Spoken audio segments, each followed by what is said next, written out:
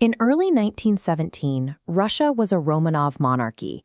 8 months later, the Bolsheviks, whose leaders began the year under indictment for treason, governed 150 million people. This video breaks down the mechanical conquest of state power. It tracks a transformation so concentrated that Trotsky himself called it the sharpest turn in history. To understand how this occurred in a backward country, we must look at the theoretical engine of the revolution, Leon Trotsky's law of combined and uneven development. This reveals the contradiction of Russian society. Modern factories and industrial workers were grafted directly onto a 17th-century agricultural baseline. World War I stress-tested this fractured economy. The logistical chain snapped because a medieval state could not sustain 20th-century mechanized warfare. This explosive mathematical contradiction produced the revolution. It was the material reality of Russian society, not its national character, making the uprising inevitable. On International Women's Day, women textile workers in Petrograd initiated a strike for bread. Within 5 days, their movement snowballed into a general uprising that collapsed the Romanov dynasty. This was not an unthinking swarm. In every factory, the molecular work of revolution was being conducted by conscious workers who had spent years in underground political struggle. They were assessing data and making strategic decisions at the street level. This ground-level intelligence is captured in a micro-moment on the streets. A worker stumbles against a mounted Cossack, and the soldier winks at him.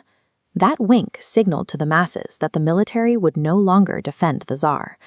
The workers and soldiers bled to destroy the autocracy, yet state power flowed into the hands of liberal politicians who had hidden in their drawing rooms while the fighting occurred.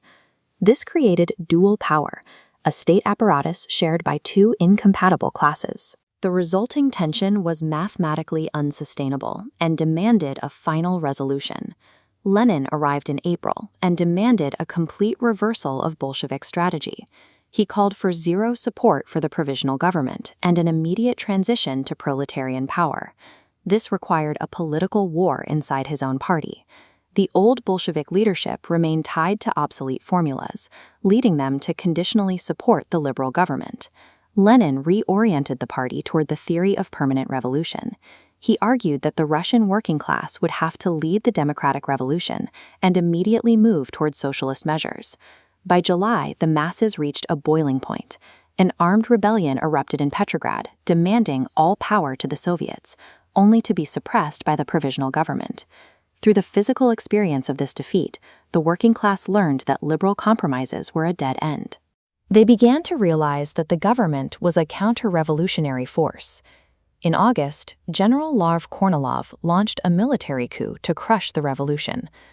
While the liberal government sat paralyzed, the Bolsheviks mobilized the workers for defense. The coup collapsed through logistical superiority. The workers neutralized the military threat without a pitched battlefield encounter. Railway unions tore up tracks, and telegraph workers redirected military orders. Kornilov's generals received nonsense instructions, while his troop trains were stranded in the countryside. The fallout shifted the political landscape. The Bolsheviks won democratic majorities in the Soviets, proving they were the only force capable of defending the revolution's achievements. Kornilov's attempt demonstrated that the state remained a weapon of the possessing classes, regardless of the liberal cabinet's rhetoric. The working class saw that the existing government had to be dismantled. October functioned as a logistical operation. The insurrection followed a calculated plan to seize critical infrastructure with mathematical precision. As chairman of the Petrograd Soviet, Trotsky led the Military Revolutionary Committee. They quietly took control of the capital's power and communications under the government's nose. This takeover was practically bloodless in Petrograd, standing in sharp contrast to the high casualty counts of the February uprising. The lack of violence was a result of the democratic alignment of forces. The Bolsheviks had the support of the overwhelming majority, leaving the provisional government hollow and isolated. October represented the moment where the working class aligned its structural power with a leadership capable of using it. The masses moved from spontaneous protest to the conscious reorganization of the state. The eventual collapse of the USSR in 1991 is often used to dismiss 1917.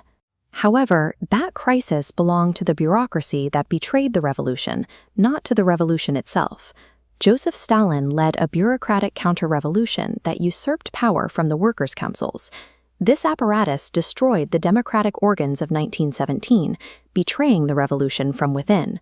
Trotsky wrote his history in exile to preserve the scientific truth of October against this distortion. He intended the book as a manual for the future.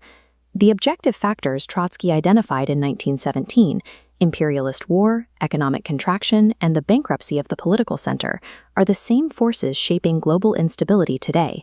1917 demonstrates that the working class can overthrow the state.